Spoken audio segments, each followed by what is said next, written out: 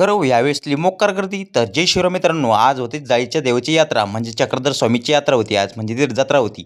मग काय तिथून काढ्या भाऊ आम्ही ना 120 स्पीडनं गाड्याने तिथं आपले पवन भाऊ बी होती आणि भिवशंकर भाऊ बी होते. बाबूराव म्हणे मला पण याचं बरं का ना म्हणे भाऊ मला येऊ द्या. म्हणलं चाल भाऊ. मग मन बाबूराव घेतलं आणि लागलो माझ्या हायवेवर लागलो होतं. म्हणलं मस्त मग काय गर्दीच नव्हती ना काहीच. पार्किंग लावल्या भाऊ गाड्या आणि आपली चिठ्ठी फाडली ₹50 गाडीची पार्किंगची आणि आलो भाऊ आम्ही इथं श्री चक्रधर स्वामीच्या प्रवेशद्वाराजवळ. मग मित्रमंडळाला भेटलो. म्हणलं चला आता आपण जाऊ म्हणलं आता दर्शनाला.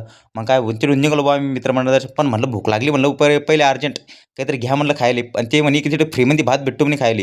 मग तिथून भात गीत खाल्ला आणि आलो डबला मी समोर आलो. तिथं मस्त संजीव गायकवाड होते आमदार. म्हणलं यार मस्त हे सब दर्शन होऊन गेलं म्हणलं आपल्याला.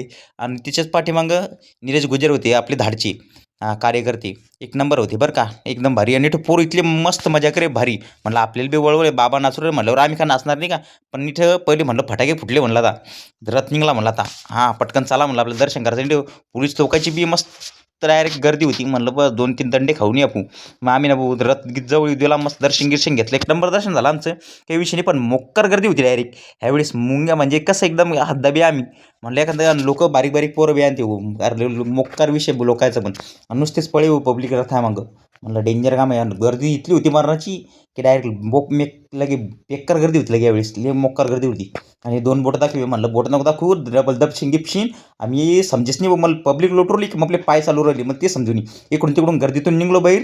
म्हणलं चाला आता राजपाळण्याकडं. मग गिळण्याकडे आलो. म्हणलं पाळणे खेळायचे हे म्हणे पाळणे खेळायचे म्हणे आपले नुसते अनारचं खायचं म्हणे. म्हणलं बरं भाऊ अनारस तर घ्या मग खायला.